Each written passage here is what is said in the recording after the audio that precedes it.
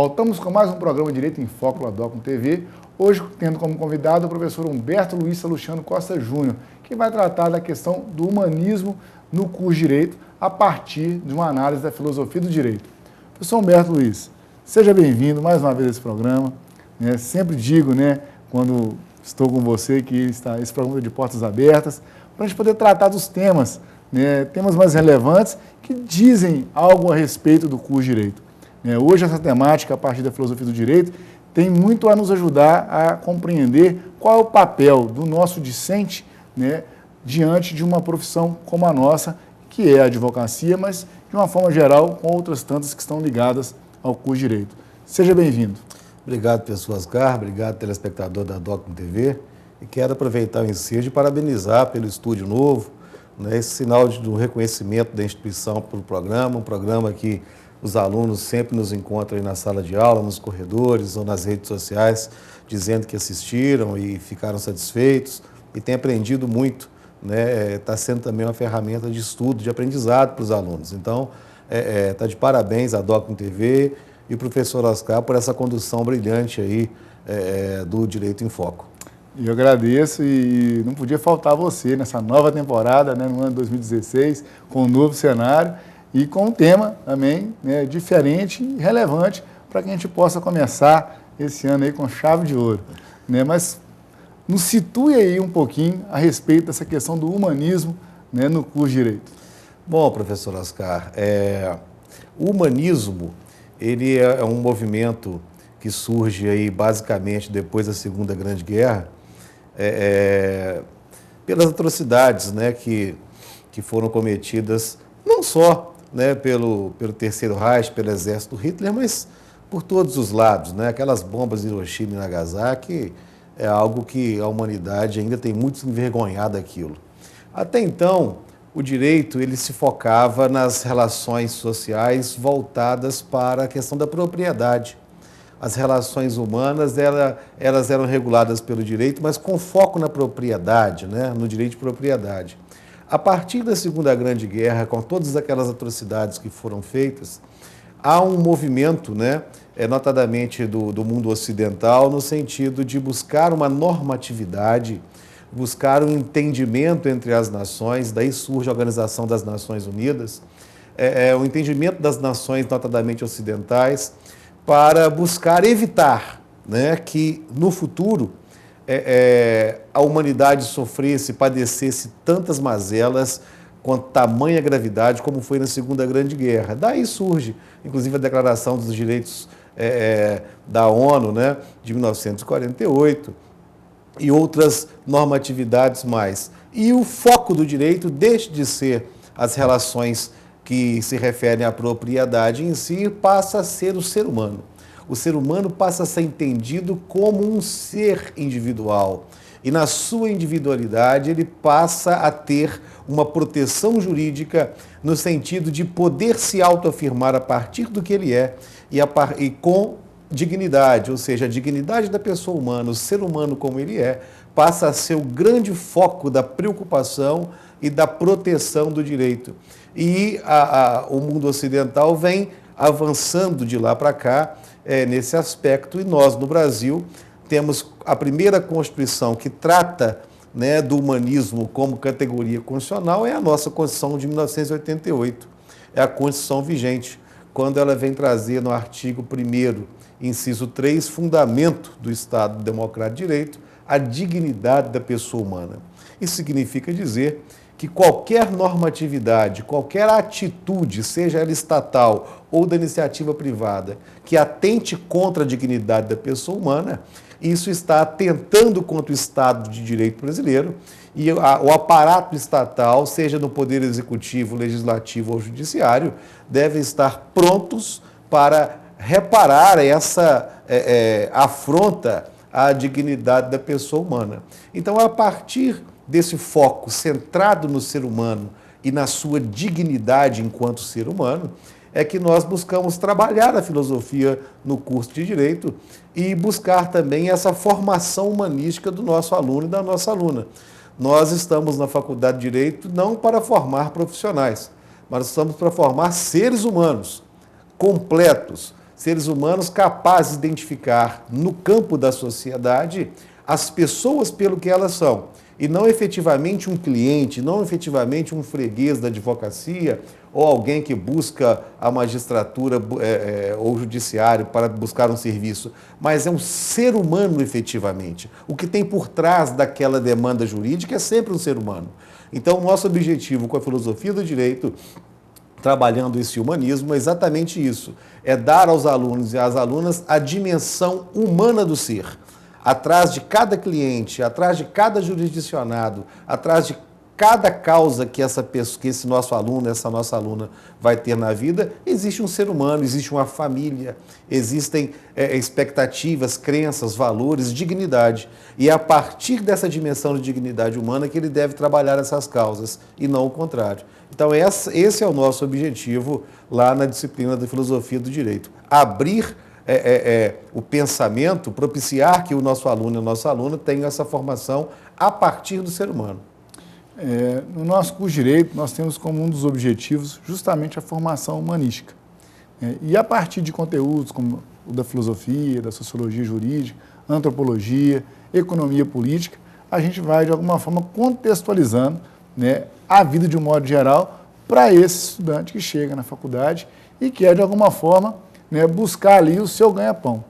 Ao preenchê-lo, né, desse conteúdo, a gente não está forjando o indivíduo, a gente está simplesmente mostrando para ele como é a vida. Como professor de filosofia do direito, como você insere, né, essas questões no cotidiano das suas aulas? Oscar, a gente trabalha muitas questões da realidade social, seja ela brasileira ou seja ela mundial. Né? Nós temos, muito embora a Segunda Guerra já tenha acabado aí há quase 70 anos, até hoje a humanidade sofre muito. Nós temos visto aí, por exemplo, a questão dos imigrantes lá do sul europeu, as pessoas chegando ali da Síria, né, daquela região. Temos aqui também no Brasil várias questões relacionadas à ausência, né, da dignidade da pessoa humana. Então, o que a gente busca é trabalhar essas questões que acontecem no cotidiano do mundo atual, levando isso para a discussão dos valores da filosofia do direito, como dignidade, como respeito, como integridade, como autonomia da vontade, enfim. A gente trabalha tudo isso, além, obviamente, de trabalhar as escolas clássicas do direito e as suas evoluções, o positivismo, o pós-positivismo, o neoconstitucionalismo, né? Como é que o direito tem sido visto pelo direito norte-americano, pelo sistema judiciário norte-americano, como é que tem sido visto pelo Brasil, se o Brasil está ou não, por via transversa, importando esse sistema do common law para o judiciário nacional, ou seja, esse ativismo judicial, até que ponto ele é benéfico ou não. Enfim, a gente trabalha todas essas questões a partir de casos concretos que a própria sociedade mundial nos devolve, infelizmente, porque para que trabalhemos essas questões dessa forma, nós temos recebido diversas situações onde o ser humano tem sido relegado a segundo plano. Mas isso é de uma riqueza muito grande, esse trabalho é de uma riqueza muito grande e tem surtido efeito para uma análise reflexiva dos nossos alunos e das nossas alunas, no que de fato importa nessa lida entre o Estado e as pessoas, entre Estados, enfim. Até que ponto, de fato, o império da lei deve vigir quando se tem uma situação de vulnerabilidade humana. No semestre passado, e em outros também, eu, como professor de Sociologia Jurídica, trabalhava um tema que eu gostava muito, que era o direito e realidade. E entre direito e realidade, eu acredito que se insere muito bem a filosofia do direito, que é onde a gente consegue fazer essa reflexão entre um e outro. Para a gente continuar o debate, vou pedir licença para o senhor, para a gente poder fazer um breve intervalo. O programa Direito em Foco volta já.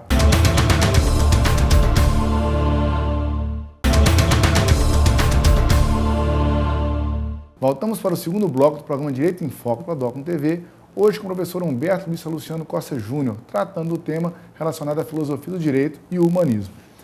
Professor Humberto, primeiro bloco, o senhor trouxe um panorama sobre essa questão do humanismo na sociedade de um modo geral e especificamente no nosso curso de Direito.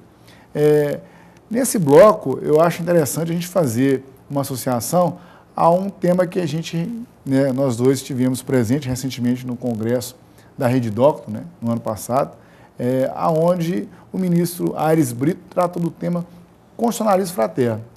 Qual é a associação que se tem em relação ao humanismo? Bom, professor Ascar, interessantíssimo esse tema, excelente abordagem.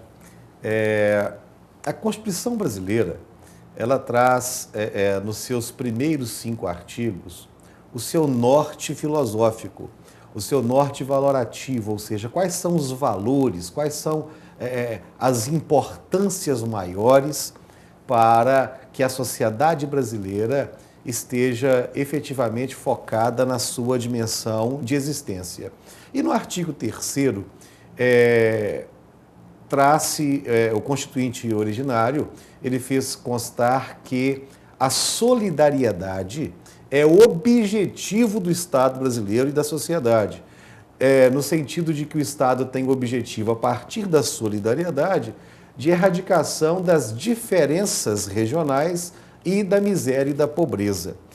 Isso me soa muito grave, porque se analisarmos os noticiários que vemos, as novelas, os programas de televisão, parece que o Brasil ele é focado nas praias do Nordeste, tão somente no litoral nordestino, na região Sudeste, São Paulo, Rio de Janeiro e Minas Gerais, Espírito Santo também não aparece, e alguns estados do Sul.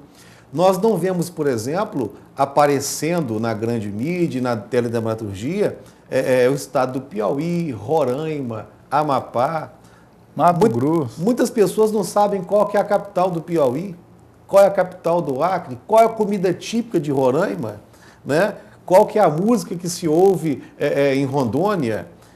E essas pessoas também, desses estados que estão relegados a um segundo plano da mídia, eles também passam a não possuir ou não ter condição de se ver na televisão, de se ver nos jornais, e passam a perder identidade, começa a perder identidade, porque ele começa a entender que aquela cultura dele local é uma cultura completamente fora do contexto. Porque se ele liga o Jornal Nacional, as notícias são do sudeste do país. Se ele liga uma novela, está sendo filmada no Rio e São Paulo com as suas realidades. Quando joga para o Nordeste, parece que aquilo é só praia. O povo nordestino não trabalha, só gosta de viver do litoral, vendendo cerveja, água de coco na praia. Enfim, você tem uma estrutura social brasileira completamente segregadora da região norte e nordeste do país. Não há nenhum sotaque diferente, né? Não há nada, efetivamente nada. Quando surge uma música como essa banda Calypso, né, que surge no Pará, a música do Pará toma conta do cenário nacional, o que vemos nas redes sociais, notadamente aí na região sudeste, é um achincalhe dessa manifestação cultural, como se isso fosse a pior manifestação musical do mundo, sendo que é uma manifestação musical típica daquela região, né? Podemos não gostar da sonoridade, mas daí desrespeitar ao ponto de dizer que aquilo é ruim para quem? Aquilo é uma manifestação da cultura paraense. Então, quando nós estamos fechados, né, nesse nosso contexto do sudeste do país, que é onde se produz a riqueza e tudo mais, e esquecemos dessas regiões norte e nordeste, notadamente do país, nós temos um déficit de solidariedade, nós temos um déficit constitucional, nós temos um déficit de fraternidade. Primeiro, por não reconhecê-los como irmãos brasileiros, que são. Segundo, por não nos preocuparmos com as suas mazelas, porque nem conhecemos essas mazelas. Nós passamos recentemente, em Caratinga não ficou de fora, de um período de seca, um período de estiagem, e aonde por irresponsabilidade do poder público competente, eu não quero dizer aqui qual que é, mas enfim, por irresponsabilidade do poder público competente, não temos um reservatório de água na cidade, enfim, ficamos sem água aí, fazendo aquele rodízio, enfim. E isso era notícia de manhã, de tarde, de noite. Você ligava o ferro elétrico, estava passando lá, que estava faltando água, tem que fazer o rodízio, o que nós vamos fazer? Essa é uma realidade do sertão brasileiro desde sempre. O povo nordestino, o povo sertanejo sempre sofreu com a falta de água, inclusive oportunizando a migração de grande volume de pessoas do Nordeste do país para São Paulo, para a região Sul-Sudeste, para tentar ganhar a vida aqui, separando famílias. Os homens vinham, deixavam as mulheres e as filhas e os filhos para tentar uma vida melhor, para depois tentar trazer e nunca voltavam e nunca conseguiam. Ou seja, famílias, milhares de famílias nesse país foram separadas em razão da falta de água. Isso nunca foi notícia, nunca foi preocupação de verdade da região sul e sudeste desse país. Uma total falta de fraternidade com esse povo que sofre no Nordeste. Hoje nós estamos aí atrasada a obra, mas está andando, que é a transposição do Rio São Francisco a trancos e barrancos, e hoje já vem levando, né, água para determinada região do sertão nordestino. Nós temos ali uma região que é no Nordeste hoje que exporta uva, a região que produz uva e exporta vinho da melhor qualidade para o mundo inteiro no Nordeste, em razão de políticas públicas que foram levadas àquela região para estancar ainda aqui um pouco esse problema da falta de água. E isso não é notícia, isso não nos chega da forma que deveria chegar, né? O problema é que aquelas pessoas na região norte sofrem com a fronteira, com o tráfico internacional de drogas, com malária, com acessibilidade aos grandes centros. Tem um município no Pará que ele tem um distrito que fica a 1.200 quilômetros da sede. Um distrito que fica distante do município, 1.200 quilômetros. Isso não nos chega, nós não temos esse tipo de informação. Outra coisa, Oscar, que é muito interessante a gente trabalhar também nesse constitucionalismo fraterno, dentro da questão da solidariedade, é como é que nós vemos as pessoas mais vulneráveis socialmente. E de que forma que nós contribuímos para essa vulnerabilidade. Eu não sei se o senhor teve a oportunidade de assistir ao filme Que Horas Ela Volta, estrelado pela Regina Casé. Esse filme traz uma realidade que nos choca a todos, né? Você vê uma empregada doméstica no contexto de um lar, né? Os pais, em tese, naquele filme, relapsos com a criação do filho em razão dos seus afazeres profissionais. É a empregada doméstica o referencial de afeto daquela criança. E a comida dela é diferente, né? Tem o sorvete dos patrões e o sorvete da empregada. O uniforme. O uniforme, o jeito... Separar. A empregada dá um presente para a patroa, tira lá do pouco dinheiro que ela ganha, um presente para a patroa desdenha daquele presente, enfim. O lugar de dormir, né? Quer dizer, uma reprodução, quase que uma reprodução do século XXI, da Casa Grande, da Senzala. E é uma realidade que, infelizmente, ainda nós temos muito forte no país, né? Do trabalhador enquanto um ser menor, o trabalhador enquanto alguém que está tendo um favor prestado a ele de ter um emprego. E não é assim. As relações entre patrão e empregado no Brasil ainda estão muito longe de alcançar esse padrão do constitucionalismo fraterno. É muito mais do que pagar o salário mínimo, é muito mais do que recolher o INSS, o FGTS, é você ter uma lida de dignidade, uma lida de respeito entre seres humanos, é poder olhar nos olhos e entender que ali existe um ser humano como você. E que se você não tem condição de comer aquela comida, ele também não tem. E se você come aquela comida, ele também deve comer, porque é ele que faz a comida, né? Enfim, se ele não pode usar o banheiro que você usa, por que não, né? Se ele limpa o seu banheiro, por que ele não pode usá-lo, né? A questão do elevador. O elevador né? social, Serviço. elevador de serviço. Nós tivemos em São Paulo recentemente um problema seríssimo lá com babás em clubes recreativos. Né? A criança, o pai e a mãe não podem ir, são sempre ausentes em razão de serviços profissionais, né? Então quem leva a criança no clube recreativo geralmente é a babá. Então o clube recreativo exigindo que as babás fossem de branco, uniformizadas, para identificar que não eram sócias e que não podia desfrutar das dependências do clube. Agora eu pergunto, se uma criança de 2 anos para entrar na piscina tem que ter um adulto junto? Se essa babá está de roupa e não pode ter um biquíni ou um maiô para entrar com a criança vai estar restringida do acesso à diversão. Fora isso, você tem uma segregação daquele ser humano. É como se aquele ser humano fosse um ser humano menor e não pudesse ter acesso aos direitos dos demais. Teve um caso no Rio de Janeiro recentemente, e esse me saltou aos olhos. Houve uma reunião de condomínio para discutir com um determinado casal, porque a diarista desse determinado casal ia de carro para o serviço. E isso estava causando um tumulto entre as outras diaristas e as outras empregadas que não tinham carro, porque essa diarista recebia mais. Então os condôminos chamaram a atenção desse casal, primeiro, tanto que ele estava pagando a mais, e essa diarista deveria parar o carro a partir daquele momento, longe do condomínio, para que as outras diaristas empregadas domésticas não cobiçassem aquela realidade de serviço. Veja bem, é algo praticamente surreal de acontecer no ano 2016. A que ponto chega ainda a venda nos olhos de algumas pessoas de não conseguir enxergar no outro o reflexo de si mesmo? A filosofia do direito, ela nos traz, a filosofia do modo geral, né? Ela nos permite esse refletir. Né? Por isso a importância dela, não só na questão de um curso como o direito, mas para a vida, né? É sempre bom recomendar um livro de filosofia, um autor, um clássico, né? Para as crianças, para os adolescentes, para eles poderem buscar essas informações.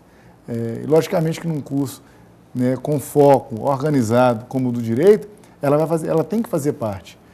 Para continuar o debate, professor Humberto, eu vou pedir novamente, né, licença para o senhor. Eu sei que o tema é muito forte, instigante, mas a gente tem que fazer um breve intervalo. O programa Direito em Foco volta já.